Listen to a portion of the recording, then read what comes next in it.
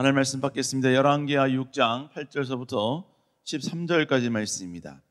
열왕기하 6장 8절서부터 13절까지 말씀입니다.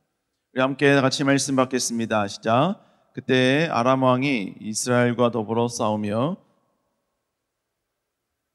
우리가 아무데 진을 치리라 하였더니 하나님의 사람이 이스라엘 왕에게 보내 이르되 왕이 삼과 아무 곳으로 지나가지 마소서. 아람 사람이 그곳으로 나오나이다 하는지라.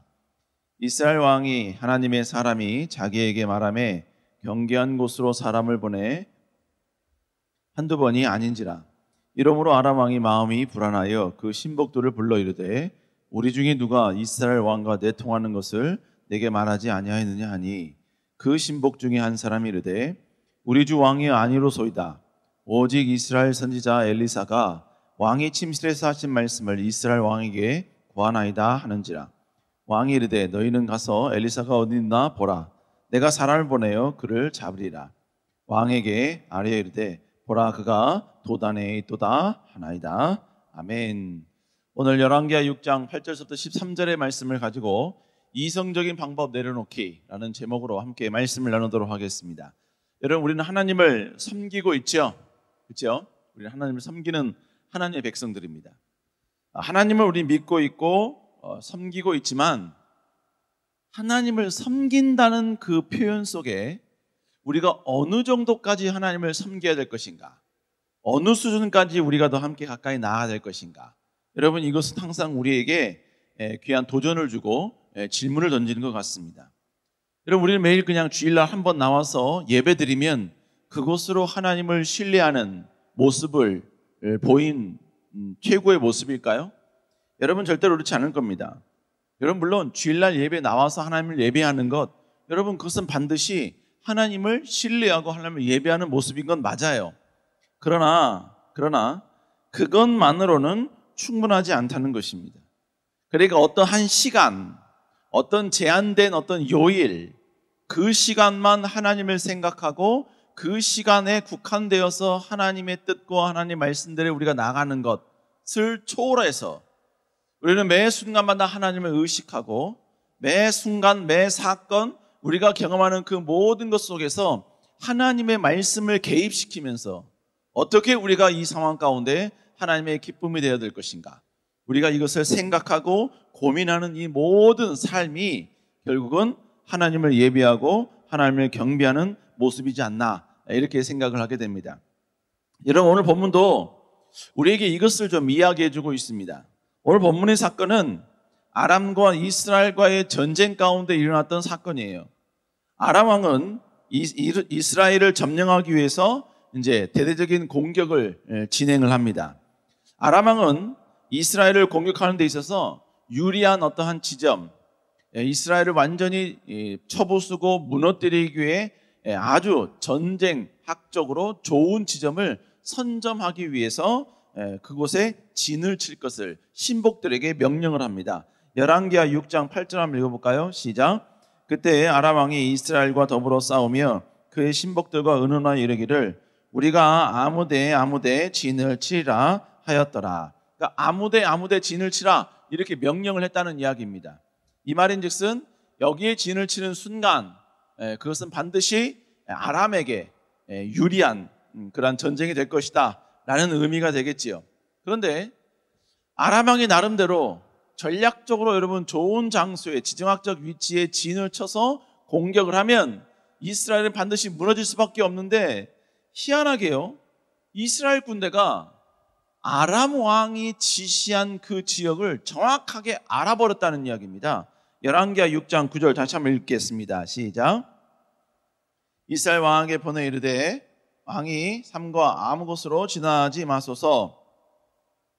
그곳으로 나오나이다 하는지라. 여러분, 결국 하나님의 사람, 여기서 엘리사를 이야기하는 겁니다. 엘리사가 지금 이스라엘의 왕에게 이야기하는 거예요. 절대로 저 지역은 절대로 가지 말아라, 조심해라, 이렇게 이야기를 해주는 겁니다.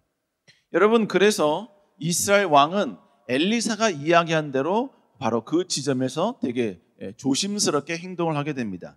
자, 그러자 아람 왕은 불안해지기 시작을 해요. 아람 왕은 이 아람군 내에 이스라엘과 내통하는 자가 있다고 생각을 했던 겁니다. 그래서 신복 중에 한 명에게 이렇게 이야기를 합니다.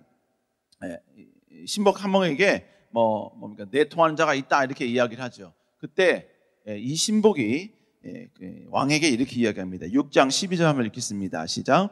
그 신복 중에 한 사람이 이르되 우리 주 왕이 아니로소이다. 오직 이스라엘 선지자 엘리사가 왕의 침실에서 하신 말씀을 이스라엘 왕에게 고하나이다 하는지라. 근데 결론은 뭐냐? 분명히 내통하는 자가 있어서 그 내통하는 자가 이스라엘에게 모든 정보를, 이스라엘 왕에게 모든 정보를 다 제공하니까 아람 왕이 그렇게 준비하고 계획한 그 모든 전략적인 이 모든 것들이 다 숲으로 돌아간다는 이야기죠. 그런데 그 중에 신복이, 이 아람 왕의 신복이 왕이요 그게 아니라는 거예요. 이스라엘 가운데 하나님의 사람, 특별히 엘리사라는 사람이 있는데 그 사람은 왕이 침실에서 이야기하는 그 모든 것까지 다 듣고 있다는 거예요. 그 사람 때문에 지금 자기들이 지금 전쟁에서 지고 있다. 지금 이 모든 상황들, 모든 계략들이 바로 계획대로 돌아가지 않고 있다라고 이제 이렇게 고하게 된 것입니다. 그래서 아람 왕은 결국 이스라엘을 공격하는 것을 잠시 멈추고 이제 엘리사를 처단하기 위해서 바로 전략을 바꿔서 엘리사가 있는 도단 지역으로 공격을 하게 됩니다. 여러분 그것은 바로 이제 13절서부터 이야기가 쭉 나옵니다. 근데 우리가 오늘 본문을 잡았던 내용은 오늘 이 12절까지 내용이지요. 자, 이것이 오늘 우리가 읽은 본문의 전반적인 내용입니다. 자, 그러면 오늘 본문 속에 담겨진 영적 진리는 무엇인가? 첫 번째로 하나님 편에 서는 자가 결국은 승리자가 된다라는 것입니다. 여러분 지금 아람 군대가 이스라엘을 공격하기 위해서 지금 모든 준비를 다 마치고 온 거예요. 아람 왕은 이스라엘과의 이 전쟁에서 어떻게 승리하면 좋을지, 어떤 지역을 선점하면 좋을지, 어느 지역에서 매복하면 좋을지 그는 이미 다 알고 있었습니다. 그래서 6장 8절에 보면 한번 읽어볼까요? 시작. 그때 아람 왕이 이스라엘과 더불어 싸우며 그의 신복들과 의논하여 이르기를 우리가 아무데 진을 치리라 하였더라. 여러분 모든 신복들과 이야기하면서 뭐라고 하면 아무데 진을 치라 이렇게 명령했다는 거예요. 그쪽에 진을 치면 반드시 이 전쟁은 아람 나라에게 유리하게 돌아오기 때문입니다. 여러분 지금 아람 나라 이 왕은 이 전쟁에 앞서서 나름대로 지형적으로 어떠한 지형인지 이미 다 간파했다는 이야기예요. 그렇기 때문에 여러분 아람 나라 사람이 이스라엘을 쳐들어와서 이스라엘 지역을 지금 여러분 공격하고 있음에도 불구하고 이스라엘의 지형을 이미 다 습득한 상태에서 어느 지역에서 진을 치는 것이 아람 군대에게 유리한가 이 모든 걸 전부 다 알고 있었다는 이야기죠.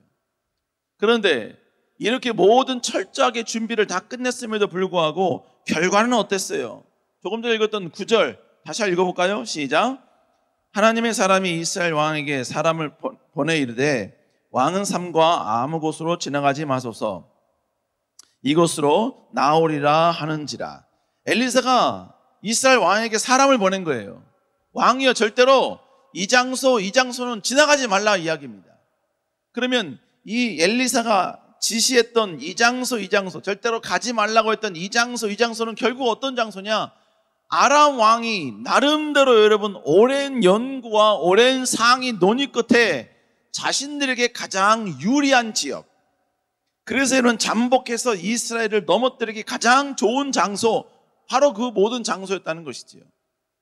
그러니까 이스라엘 왕은 엘리사가 가르쳐준 대로 행동했더니 결론적으로는 아람의 이 모든 속임수에 절대로 걸리지 않게 되었다는 것입니다. 몇 번이고 먼저 가서 진을 쳤고 준비를 해도 항상 이스라엘 사람들은 이리저리 피해서 결국은 아람 왕은 모든 전략과 모든 계획이 숲으로 돌아가는 것을 경험하게 됩니다. 그래서 여러분 그는 다시 왕에게 신하들에게 물었지요. 그때 여러분 신하가 했던 말이 뭐였어요?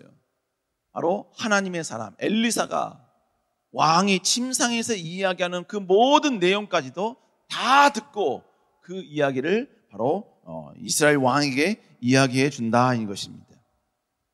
여러분 지금 이 신복이 이야기했던 고백을 한번 우리는 들어볼 필요가 있습니다. 이 신복은 지금 이 전쟁의 모든 승패는 아람이 지금까지 준비했던 모든 전쟁 준비 있는 게 아니라 오직 엘리사에 달려있다라는 것을 고백하고 있는 것입니다.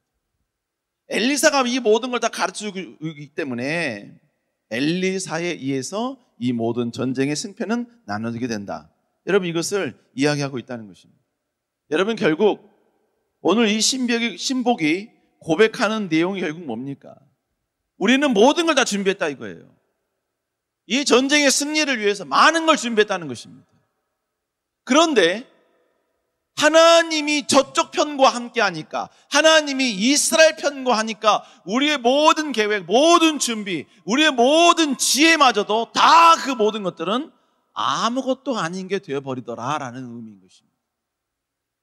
여러분, 지금 아람 왕은 이스라엘과의 전쟁을 무식하게 시작하지는 않았을 것입니다. 그는 이 전쟁이 시작되면서 어떻게 이 전쟁을 승리할 것인가 나름대로 생각하고 구상했을 거예요. 그렇기 때문에 그는 지금 이 전쟁에서의 승리는 어떤 지점을 확보하느냐, 어떤 지점에 여러분 먼저 쟁취하느냐, 여러분 여기에 달려있음을 그는 인지했다는 이야기입니다.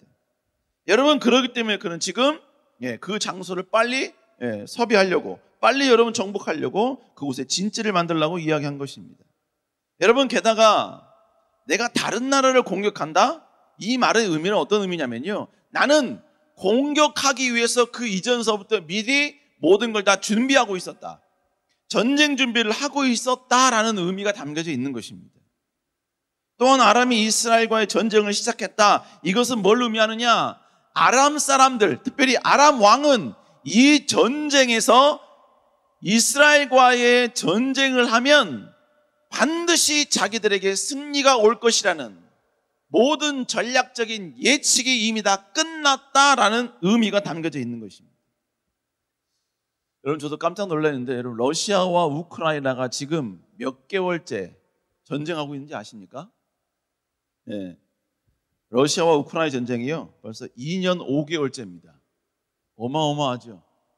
22년 2월에 시작했던 이 전쟁이 지금까지 진행되고 있습니다.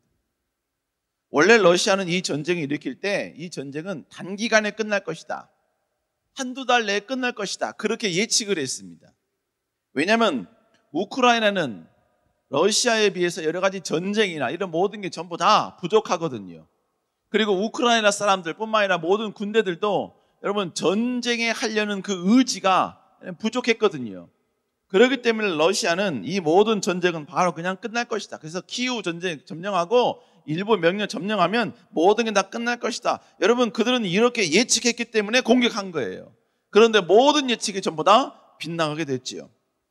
결국 전쟁을 일으킨 국가는 전쟁에서의 승리가 나름대로 보장되고 훨씬 더 자기들의 피해보다도 승리할 것이라는 확증, 그런 여러분 가능성이 더 많아야지만이 전쟁을 일으키게 된다는 것입니다. 그러니까 지금 이스라엘 백성들 입장에서는 아람 사람들이 공격해왔다, 이 말의 의미는 이스라엘 백성들은 그 어떤 전쟁 준비도 하지 않은 상태에서, 그리고 전쟁했을 때 질 수 있는 많은 가능성이 있는 상태에서 이 전쟁에 임하게 된다라는 의미라는 것입니다. 그러니까 이러한 배경으로 본다면 오늘의 이 전쟁은 이스라엘 사람들에게는 너무나 불리한 전쟁이었습니다. 그런데 여러분, 결과는 어땠습니까? 전혀 이스라엘은 빌리지 않았어요. 전혀 이스라엘은 아람 사람에게 어떤 피해를 당하거나 어떤 여러분요 처참한 어떤 파괴, 이런 전혀 없었다는 것이죠. 오히려 6장 후반절에 가면요, 결국은 이스라엘이 승리하게 되었다라고 우리에게 전달하고 있습니다. 그러면 보세요, 전략적으로, 물자적으로, 모든 계획적으로 월등히 유리한 아람이 이번 전쟁에서 승리하지 못하게 된 이유가 뭐냐 이거예요. 여러분, 이유는 단 하나였습니다. 그 이유는 결국 무엇이었느냐? 하나님이 이스라엘 편이었기 때문에 그렇다는 거예요. 이스라엘이 지금 하나님 편에 서서 하나님의 선지자 엘리사를 앞세우면서 나아갔기 때문에 결국 이 모든 전쟁에서 승리하게 되었다는 것입니다. 아람은 이 전쟁에 필요한 모든 것 다 갖추고 있습니다. 아람 사람들은 이미 이 전쟁에 승리할 거라는 모든 수학적인, 논리적인 모든 것이 데이터가 다 이미 나온 상황이에요. 그런데 아람 사람은 유일하게 하나님이 안 계십니다. 그런데 반대로 이스라엘 사람들은 하나님 이외에 가진 게 아무것도 없어요. 확률적으로, 이성적으로, 전략적으로, 전술적으로 모든 게 다 열등합니다. 근데 결과적으로는 이스라엘이 이기더라는 것입니다. 결국 여러분 오늘 본문이 우리에게 이야기한 내용은 뭡니까? 하나님이 함께하는 나라, 하나님이 함께하는 사람은 그 어떤 강자를 만날지라도, 그 어떤 모든 걸 갖춘 사람을 만난다 할지라도 반드시 승리하게 된다는 것입니다. 하나님의 편에 든 사람, 하나님을 앞세우는 사람, 하나님을 존중히 여기며 하나님과 동행하는 사람에게는 그 모든 장벽도, 아무리 불리한 형편도 다 내게 유리하게 되고 내게 승리가 오고 그리고 나에게 모든 역전과 역사가 나타나게 된다라는 것이죠. 여러분, 그래서 시편 기자가 어떤 고백합니까? 시편 60편 12절 우리 한번 읽어볼까요? 시작. 우리가 여호와를 하나님을 의지하고 용감하게 행하리니 그는 우리의 대적을 밟으실 이심이니라. 본문에 뭐라고 얘기합니까? 여호와는 우리의 대적을 밟으시는 분이시다라고 이야기하고 있습니다. 여러분, 하나님은 우리가 어떤 분이십니까? 하나님은 하나님 편에 서는 자를 위하여 하나님의 편에 선 자의 대적들을 밟아주시는 분이십니다. 내가 밟을 수 없을지라도, 내가 밟을 힘이 없다 할지라도 그 사람이 연약한 상태에서 끝까지 하나님을 의지하고 하나님을 바라본다면 하나님은 그를 위하여 하나님이 직접 대적들을 밟아주시고 대적들을 뭉개어 주시는 위대한 전능의 하나님이라는 것이지. 여러분, 그래서 민수기 10장 9절에 이렇게 얘기합니다. 우리 한번 읽어볼까요? 시작.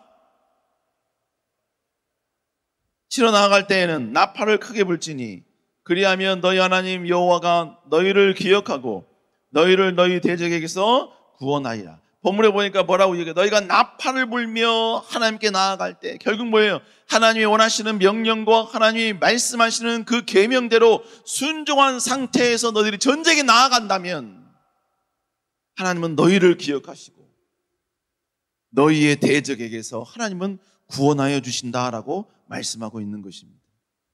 그러므로 사랑하는 여러분, 우리가 우리의 인간의 이성과 우리의 노력과 우리의 수고로 우리의 모든 대적과 우리가 넘어서야 될 모든 장벽들을 대하기 이전에 우리는 무엇보다 먼저 우리는 하나님 편에 서는 자가 되어야 된다는 것이에요. 하나님의 기쁨이 되어야 되는 자가 되어야 된다는 것이에요. 여러분, 공부하지 말란 말이 아닙니다. 도전하거나 노력하지 말라는 게 아니에요. 도전과 노력은 하되, 그러나 여러분이 우리 마음 가운데는 하나님을 의지하고 하나님을 바라보고 하나님께 무릎 꿇는 이러한 마음이 우리 안에 있어야 한다는 것입니다. 결국 여러분, 위대한 승리를 경험하기 위해서 우리가 해야 할 일은 뭐냐? 무엇보다 하나님 편에 서는 거예요. 하나님께 돌아오는 것입니다. 하나님께 더 가까이 하나님의 기쁨이 되기 위해서 애쓰고 하나님이 원하시는 일에 최선을 다하고 하나님의 긍휼과 은혜를 구하는 자가 되는 것, 여러분, 이것이 진정으로 장벽 앞에서, 위기 앞에서, 고난 앞에서 우리가 해야 될 가장 지혜로운 방법이라는 거예요. 여러분, 그래서 시편 108편도요 동일하게, 조금 전에 읽었던 시편 60편과 동일한 말씀이 나옵니다. 시편 108편 13절 읽어볼까요? 시작.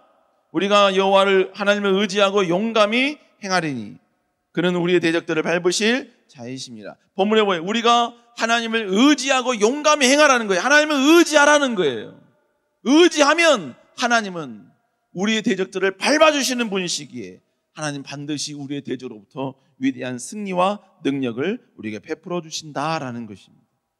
여러분, 그러므로 결국 우리가 해야 할 일은 뭐냐? 어떤 상황 가운데 우리는 철저히 하나님을 의지하고 바라봐야 될 줄로 믿습니다. 여러분, 다윗도 이런 말을 했죠. 우리 한번 역대상 22장 17절 읽어볼까요? 시작. 그들에게 말하여 이르되 만일 너희가 평화로이 내게 와서 나를 돕고자 하면 하나가 되거니와 만일 너희가 나를 속여 내 대적에게 넘기고자 하면 내 손에 불의함이 없으니 우리 조상의 하나님이 감찰하시고 책망하기를 원하노라. 지금 다윗이 뭐라고 말하냐면요, 수많은 사람들 앞에서 너희가 내 편이 되면 하나님께서 내 편이 된 너희들을 통하여 위대한 역사를 베풀거니와 그러나 너희들이 내 편이 되지 아니고 내 대적자가 되면 하나님께서 너희들을 책망하시고 너희들을 징벌하시게 된다는 것입니다. 근데 중요한 단어가 뭐가 있냐면 본문에 나오니까 뭐라고 그래요? 지금 다윗이 하나님 앞에서의 어떤 태도로 있는가를 보면 돼요. 여러분 노란 글씨로 되어 있는 부분에 뭐라고 합니까? 내 손에 불의함이 없으니 라고 표현하고 있습니다. 내 손에 불의함이 없다라는 표현은 뭘 말하냐면 지금 다윗은 하나님과 가까이 하고 있다는 것입니다. 불의함이 없으신 그 하나님과 동행하고 있고 그 하나님과 여러분 밀접한 관계에 있으며 그렇기 때문에 여러분 그의 마음 가운데 불의함이 없는 의로운 모습의 상태로 있다라는 것을 의미하고 있는 것입니다. 결국 다윗이 내가 하나님 편에 서니까 하나님 편에 서 있는 다윗 편이 될 때 하나님은 그들의 편이 되어주지만 하나님 편에 서 있는 다윗과 대적한다면 하나님도 그들과 대적하여서 그들을 징계하실 것이고 그를 징벌할 것이다 라는 것을 우리에게 이야기해 주고 있는 것입니다. 그러므로 사랑하는 성도 여러분, 우리는 어떤 상황, 어떤 조건에서도 우리는 제일 먼저 하나님께 엎드리는 자, 하나님 편이 되어야 되는 사람이 되어야 될 줄로 믿습니다.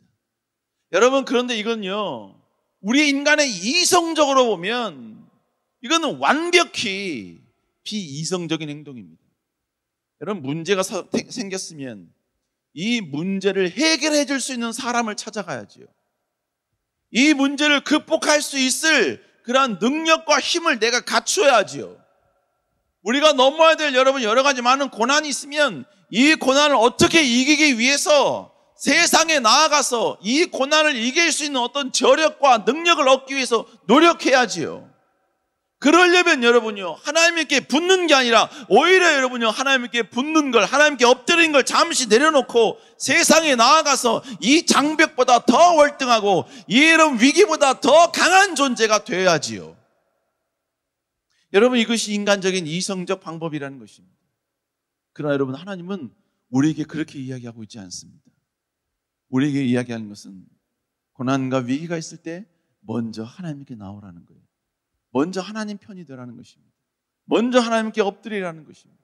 먼저 하나님의 손을 여러분 잡기 위해서 노력하라는 거예요. 그럴 때 하나님은 그에게 위대한 기적과 능력과 은혜를 베풀어 주신다는 것입니다.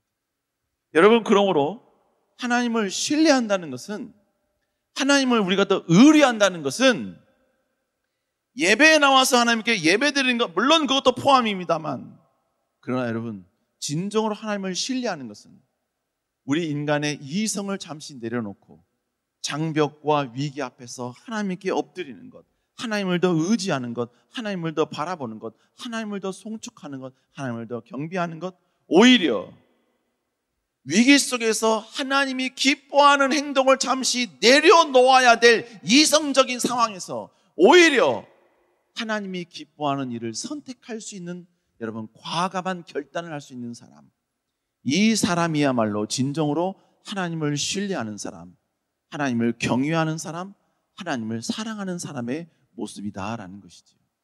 우리 사랑하는 성도 여러분, 다시 한번 여러분 어떤 상황에서도 철저히 하나님을 의지하고 하나님을 바라보고 앙망하며 나아갈 수 있는 여러분 될 수 있기를 주의 이름으로 축복합니다.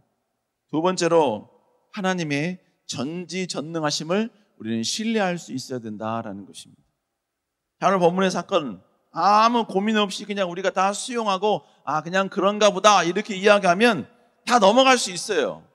그런데 오늘 본문에 나온 사건들 가운데 과연 이게 어떻게 이루어졌을까라고 고민이 시작이 되고 여러분 그것에 대한 궁금점이 시작이 되면 오늘 본문에서 우리가 넘어가지 못할 영역이 한 군데가 있습니다.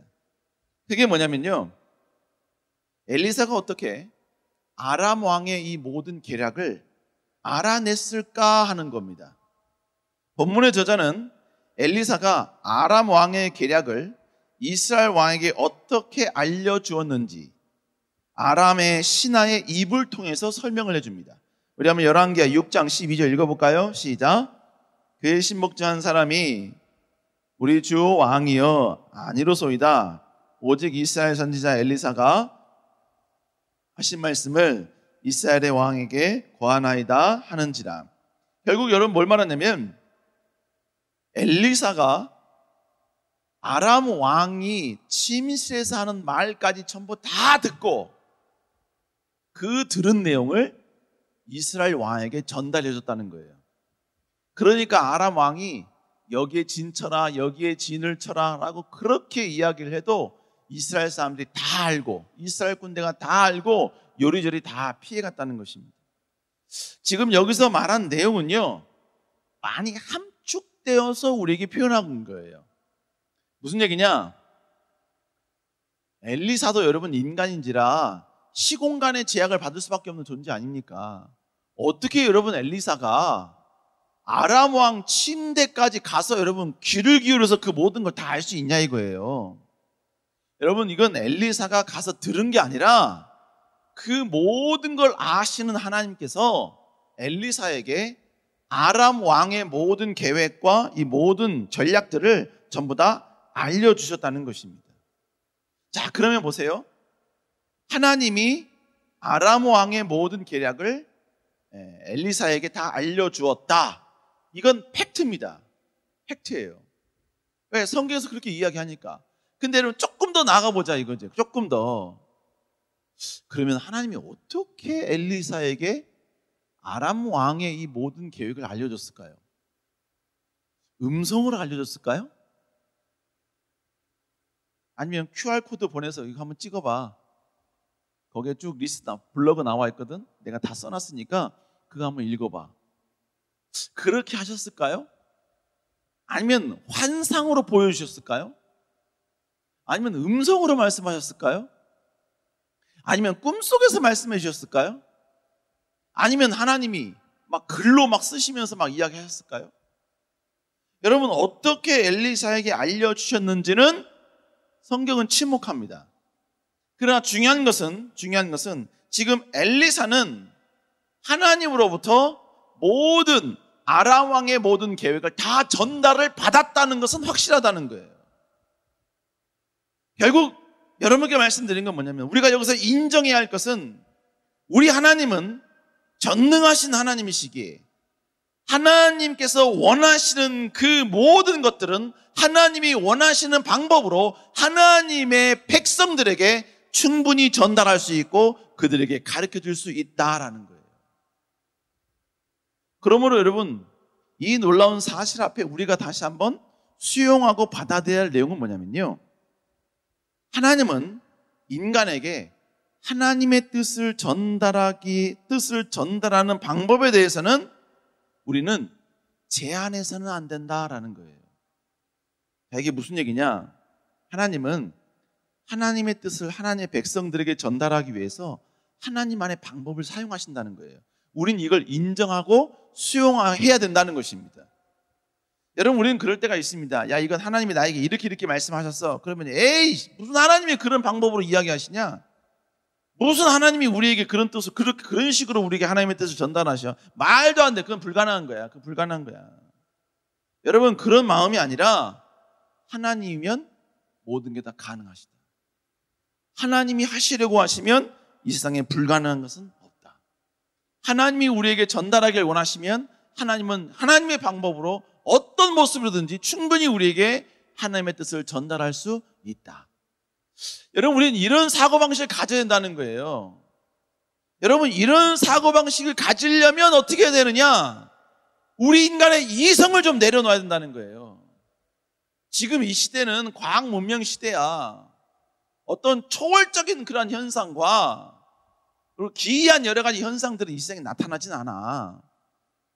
이렇게 우리 이성으로 하나님의 영역과 하나님의 능력을 우리가 제한해 놓으면 하나님이 우리에게 말씀하시고 하나님이 우리에게 전달하시고 하나님께서 여러분 갖가지 방법 우리에게 다가오신다 할지라도 우리의 이성으로, 우리의 생각으로 하나님의 그 모든 뜻과 마음을 우리는 무시할 수 있는 실수를 범하게 된다라는 것입니다.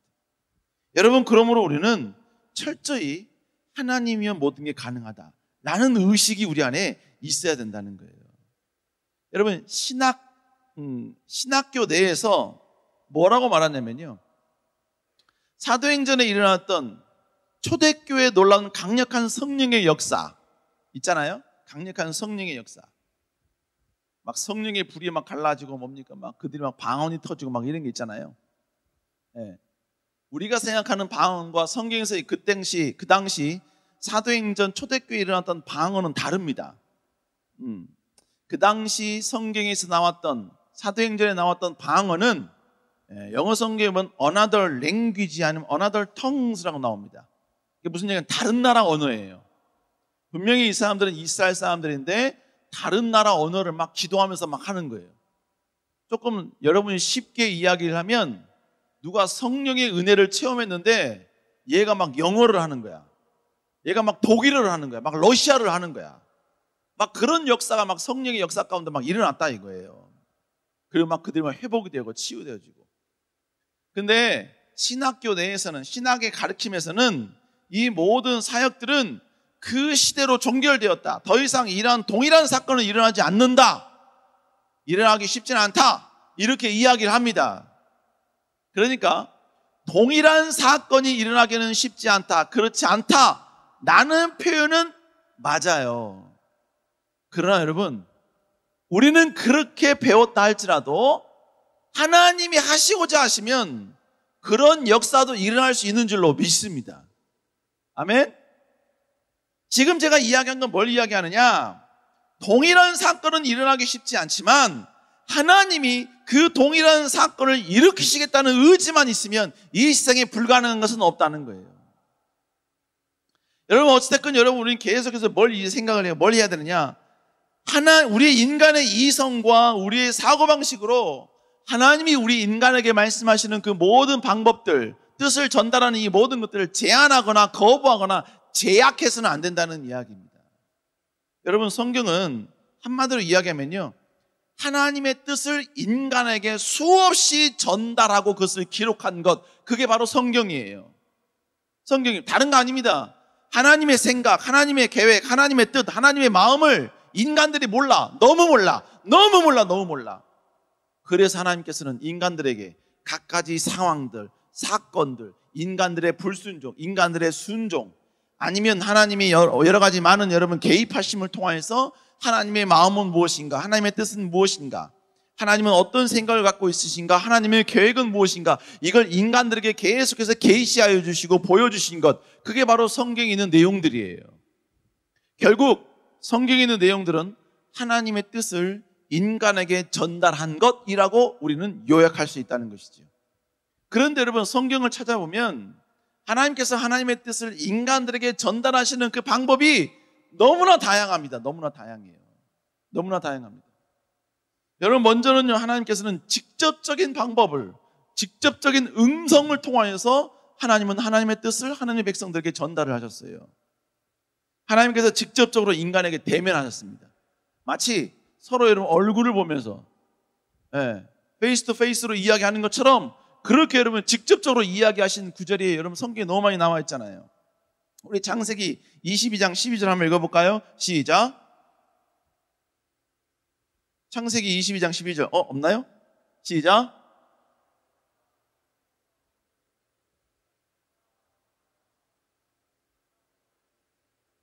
자, 본문에 보세요. 여호와의 사자가 하늘로부터 그를 불러 이르시되 아브라함아 아브라함아 하시니라. 자, 아브라함아 아브라함아라는 저 고백은요, 저 단어는 우리는 우리 입술과 육성으로 지금 여러분 읽고 고백을 하지만 아브라함아 아브라함아라는 저 단어는 아브라함은 지금 음성으로 듣고 있는 거예요. 음성으로. 또 뿐만 아니라 여러분 창세기 28장 13절 한번 읽어볼까요? 시작. 또 먼저 여호와께서 그 위에 서서 이르시되 나는 여호와니 너의 조부 아브라함이 하나님이요 이삭이 하나님이라. 내가 누워있는 땅을 내가 너와 내 자손에게 주리니. 자, 또 본즉 여호와께서 그 위에 서서 이르시되, 그 위에 서서 말씀하시되라는 거예요.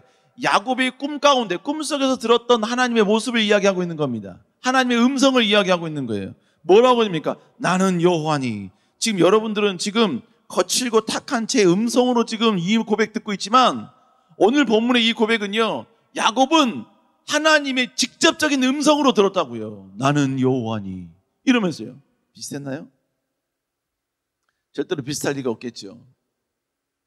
여러분 결국 우리는 여러분 성경에 나와서 여호와께서 가라사대, 여호와께서 이르시되, 이 모든 고백은 다 뭐냐? 하나님이 일방적으로 직접적으로 이스라엘 백성들에게, 그리고 하나님의 뜻을 전달할 하나님의 사람들에게 직접적으로 이야기하고 계신 거예요. 하나님의 뜻을 여러분 완전히 다이렉트로 이야기하고 있는 겁니다. 여러분 이걸 뭐라고 하면 이걸 직통계시라고 이야기하는 겁니다.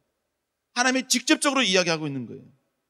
여러분 하나님이 이렇게 직접적으로 이야기하는 것이 바로 언약이 되었고 약속이 된 거예요. 그리고 그 언약의 기록들이 결국은 성경이 되었다는 것입니다. 여러분 하지만 하나님은 지금 이렇게 직통계시로 우리에게 이야기하지 않아요. 하나님이 직접 여러분에게 아무개야 이렇게 말씀하지 않으셔요. 아무개야 왜 좋냐 이러지 않으신다니까. 그냥 졸게 두셔요. 워낙 피곤하니까. 그러니까 여러분 우리가 통상적으로 하나님의 음성을 들었다. 이거는 진짜 하나님의 음성을 들은 게 아니야. 이것을 다르게 여러분 우리가 표현한 거죠. 뿐만 아니라 여러분 하나님께서는 우리에게 꿈을 통해서 역사하시기도 하고 꿈을 통해서 하나님의 뜻을 전달하기도 하십니다. 그 대표적인 사람이 바로 야곱이었죠. 야곱. 그리고 또 뿐만 아니라 하나님은요 하나님의 뜻을 전달하기 위해서 꿈뿐만 아니라 직접적으로 이야기하고 꿈으로 이야기하고 또 하나님께서는 우리에게 어떤 감동과 감화를 주시면서 하나님의 뜻을 전달할 때가 있습니다. 자, 에스라 1장 1절 읽어볼까요? 시작.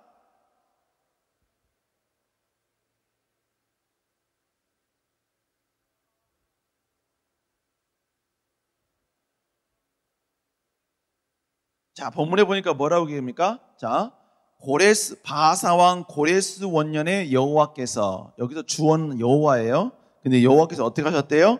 바사왕 고레스의 마음을 감동시키심에. 하나님이 지금 고레스의 마음을 감동시킨 거예요. 그래서 어떻게 했습니까? 그가 온 나라에 공포하고 조서를 내렸어요. 그러니까 지금 이 고레스의 마음 가운데 여러분 그 나라에 있는 모든 사람들에게 자기 나라 본국으로 돌아가라라는 마음을 하나님이 고레스 마음에 주신 거예요. 그 시대에 살고 있는 사람의 표면적인 모습으로 보면 아, 고레스가 그냥 그렇게 했나 보다, 그런 조서를 내렸나 보다 이렇게 생각할 수 있지만 그러나 그 뒷배경에는 뭐가 있느냐? 하나님이 지금 하나님의 뜻과 약속을 실현하기 위해서 고레스의 마음 가운데 감동을 주셨다는 것입니다.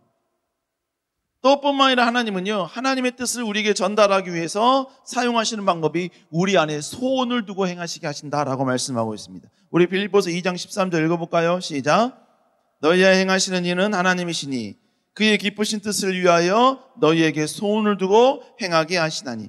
하나님은 하나님의 기쁘신 뜻을 위하여서 우리 안에 소원을 두신다. 무슨 얘기냐? 갑자기 여러분 우리 마음 가운데 어떤 감동을 주시는 거야.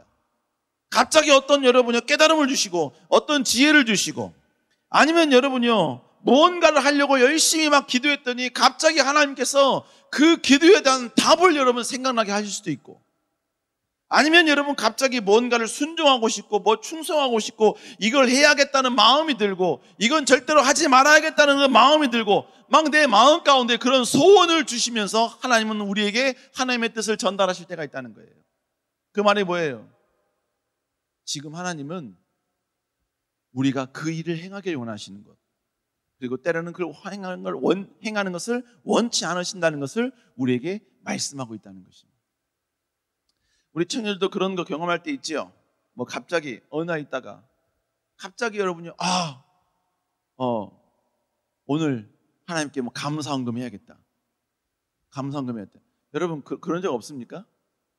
네. 어느 날 여러분 나 전혀 그때 그 상황을 생각을 못했어. 근데 어느 날 그 상황이 생각이 나면서 기억이 나면서 야 그때 하나님이 그렇게 역사하지 않으셨으면 한바탕은 큰일 날 뻔했는데 여러분 그런 마음이 드는 거예요. 그러면서 내 마음 가운데 나를 인도해 주신 하나님께 난 다시 한번 감사하겠구나. 여러분 그런 마음이 내 안에 들 때가 있다는 이야기입니다. 이번 국내 선교 기도회 시간에 제가 여러분 특별히 아버지에 대한 그 상처가 있는 청년들은 하나님께 다시 한번 기도하자라고 제가 기도 제목을 던졌어요. 그래서 그 기도 제목 갖고 청년들과 막 열심히 기도를 했습니다. 그리고 나서 다 끝나고 나서 뒤로 갔더니 어떤 한 사역자가 저한테 사역자인가 청년인가 사역자인 것 같은데 저한테 묻는 거예요. 목사님 왜 갑자기 기도하다가 그 기도하셨습니까? 왜 그 기도 하셨습니까? 그냥 그러고 싶었어요. 그냥 제 마음 가운데 이것 때문에 상처 있는 사람이 이걸 해결해야지만이 하나님께 나올 수 있다라는 감동이 내 안에 왔어요. 그래서 여러분 내 마음 가운데 이걸 해결해야겠구나 라고 해서 여러분요, 누구인지 몰라 나도 그 사람이. 그래서 여러분 그 기도 제목을 던졌을 뿐이에요. 여러분 때로는요, 뭐 지금은 안 그렇습니다만 초창기 때 뭐 2010년, 12, 13년 그때 여러분 그때는 청년부가 어마어마하게 뜨거웠거든요. 어마어마하게 뜨거웠어요. 지금에 비하면 뭐 이거는 비교도 안 될 정도로 무지막지하게 뜨거웠습니다. 무지막지하게. 그때는 막 어떤 일이 있으면 막 방언하고 나면 막 애가 방언이 안 풀려가지고 자, 기도 다 끝났어. 얘 간식 먹어야 돼. 근데 방언이 안 끝나가지고 여러분요, 저한테 와가지고 막 혼자 저한테 와서 막 방언으로 저한테 대화를 해요. 목사님 이렇게 해주세요. 그러다 기도해 줘요. 하나님, 얘 간식 먹어야 됩니다. 임재해 주신 거 너무 감사합니다.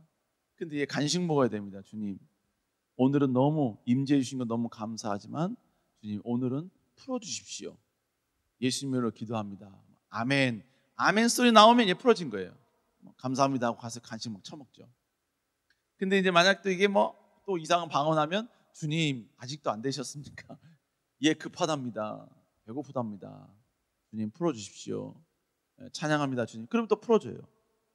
여러분 그때 이제 막 어떤 역사가 일어나냐면 막 기도하다가 갑자기 제 마음 가운데 그런 감동이 올 때가 있어요. 하나님이 지금 방언을 간구하면 방언을 주시겠구나. 그런 여러분 필이 올 때가 있어요. 그런 감동이 올 때가 있어요. 때로는 여러분요, 지금 여기 누군가 아프구나. 하나님은 이 아픈 누군가를 치유해주고 싶으시구나. 그러면요, 갑자기 기도하다가 제가요, 우리 아픈 데 손을 얹고 기도하십시다. 아픈 데 손을 얹고 기도하십시다. 그러면 청년들 아픈 데 막 기도하고 손을 해요. 여러분 누가 그 치료를 경험했는지, 누가 여러분 했는지 전 몰라요. 모릅니다. 그리고 여러분요, 그 감동이 이게 맞는지 안 맞는지도 몰라. 때로는 어떨 때는. 그러나 내 마음 가운데 어떤 강한 소원이 있고 강한 감동이 있을 때 여러분 그렇게 가끔가다 할 때가 있습니다. 그러면 끝나고 나면 꼭 누군가가 와서 목사님 방언 받았어요. 목사님 이것 때문에 이 아픔이 있었는데 기도하는 가운데 이렇게 하나님이 해결해 주셨어요. 여러분 그렇게 역사하실 때가 있다는 이야기입니다.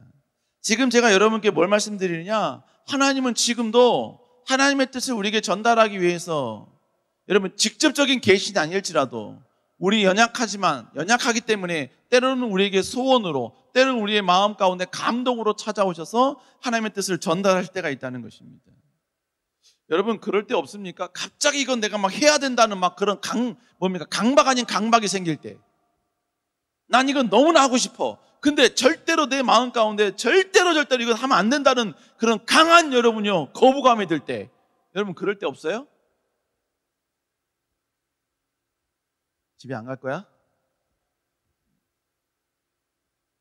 여러분 제 마음 가운데 그런 게 있어요. 그런 게 있습니다. 다 일일이 설명할 수 없지만 내가 이거 하고 싶어서, 이거 빨리 선택을 하고 싶어서, 근데 내 마음 가운데 야 이거 좀만 참아, 좀만 견뎌. 그리고 내가 견디면요 결국은 나한테 유익이야. 근데 그 감동을 내가 여러분 잠깐 이기고 딱 선택을 하면요 반드시 나한테 손해가 옵니다. 반드시. 지금 여기 있는 청년 가운데 지금 무당 홍룡기로 지금 여러분 오해하실까 봐 내가 지금 고민하는데, 여러분 제가 지금 분명히 이야기한 것은, 지금 제가 이야기한 모든 감동과 소원이라는 이 표현은 성경으로부터 나왔다는 거예요. 그리고 또 뭐예요?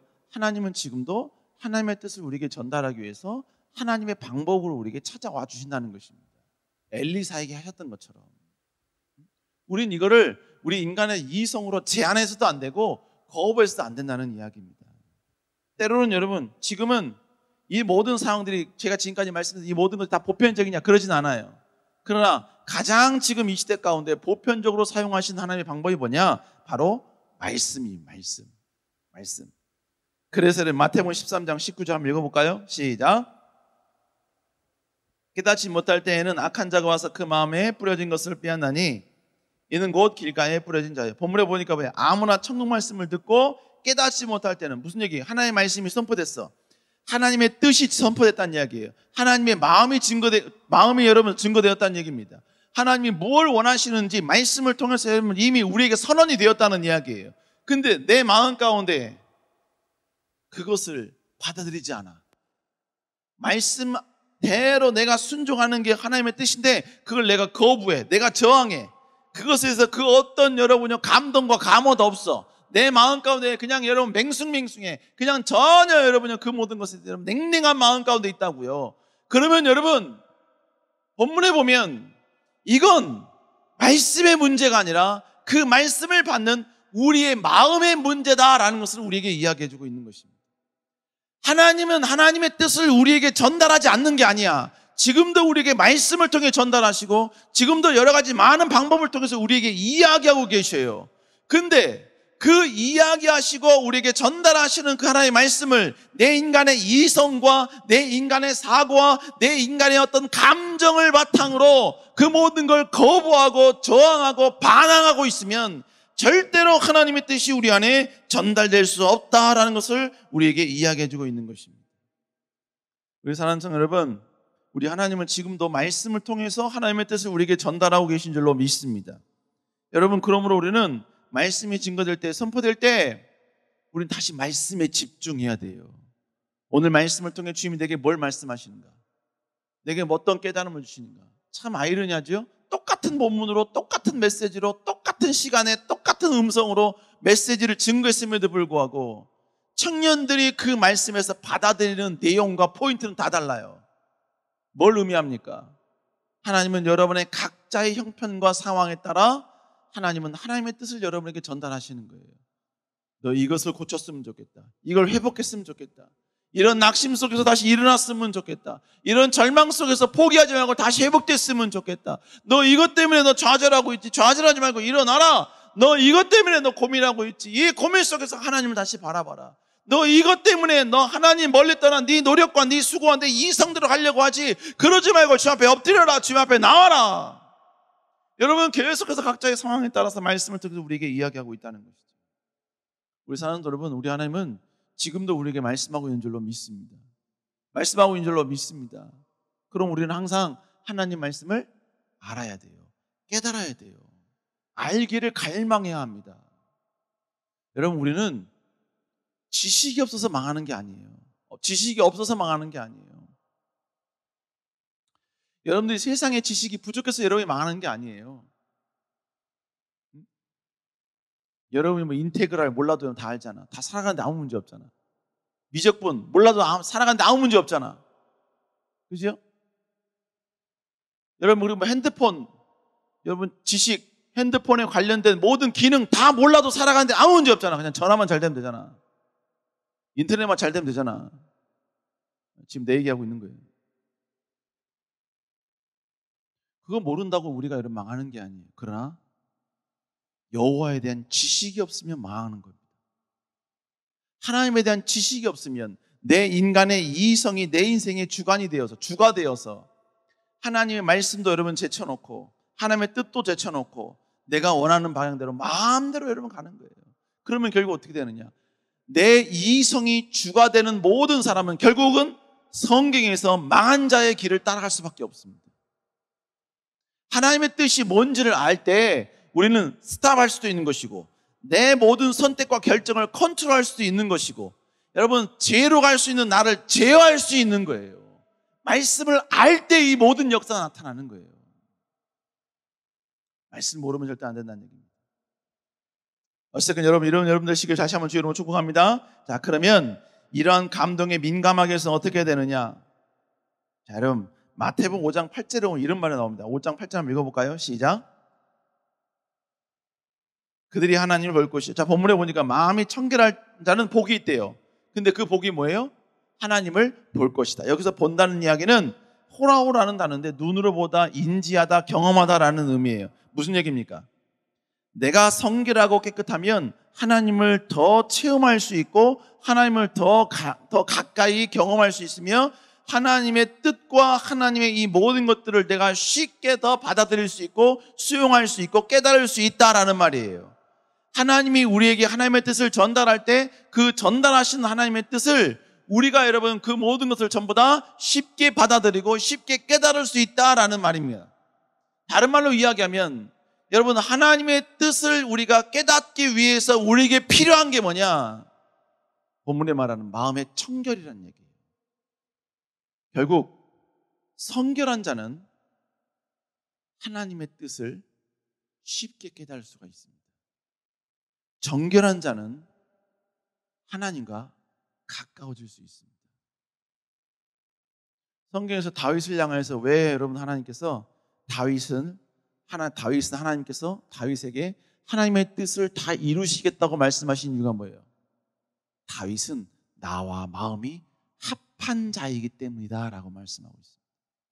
하나님과 마음이 같은 자이기 때문이다. 하나님과 같이 마음이 청결한 자이기 때문에 여러분 하나님은 하나님의 뜻을 그들에게 전달하신다고 이야기하고 있습니다. 역사하신다고 이야기해요.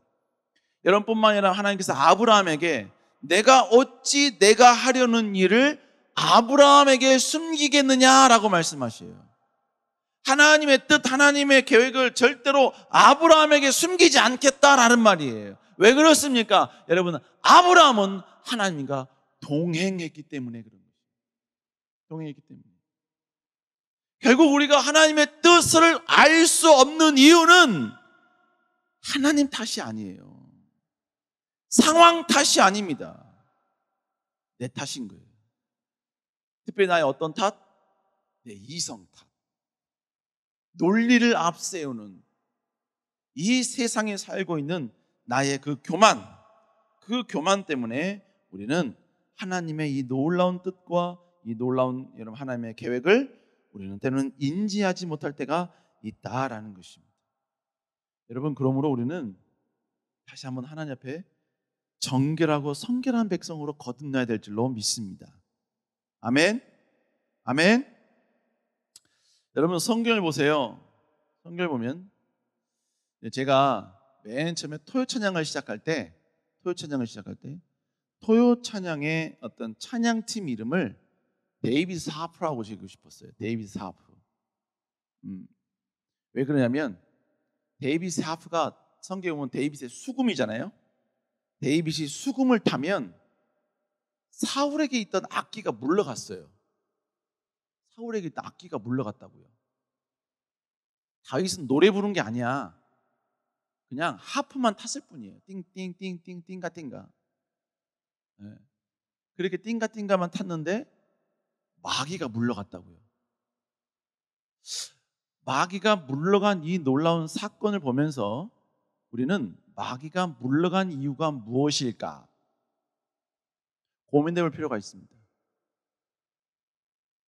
결국은 두 가지예요. 사울에게 있는 마귀가 물러간 것은 다윗의 하프의 능력이었을까요? 아니면 하프를 타는 다윗의 능력이었을까요? 1번 다윗이 가지고 있는 하프의 능력이었다. 2번 아니다. 하프를 치고 있는 다윗의 능력이었다. 무슨 의미인지 제가 질문한 거예요 지금. 그것도 여러분 1번, 2번 여러분 50대 50으로 지금 제가 여러분에게 전달한 거예요 지금.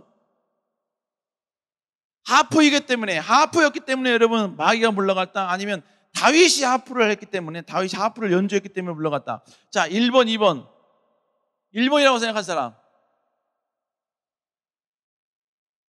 2번이라고 생각하는 사람, 3번이라고 생각하는 사람. 여러분 답은요 하프에 능력이 있는 게 아니라 다윗에게 능력이 있는 겁니다. 다른 말로 표현하면 다윗이 하프를 탔기 때문에 그 다윗이 탄 하프에 의해서 사단이 물러가게 된 겁니다. 그러면 다윗이 하프를 치기 직전에 무슨 일이 있었습니까? 다윗이 기름 부음을 받았어요. 근데 성경에 보면 뭐라고 합니까? 기름 부을 때 여러분 하나님의 은혜가 하나님의 영이 충만하더라라고 말하고 있습니다. 하나님의 영이 그에게 임하자 그를 통하여서 누구도 상상할 수 없는 위대한 역사와 능력이 나타나게 되더라는 것입니다. 하나님의 영이 임했다는 얘기 결국 뭡니까? 여러분, 그는 하나님의 영이 임하는 그 순간만큼은 하나님의 정결함과 성결함을 유지한 채로 여러분 존재하고 있었다라는 의미가 되는 거예요. 우리 사랑청 여러분, 다시 한번 우리는 그러므로 하나님 앞에 다시 한번 무릎 꿇고 결단하며 나아가는 존재가 되어야 될 줄로 믿습니다. 더욱더 성결한 자가 되어 주시기를 주의 이름으로 축원합니다.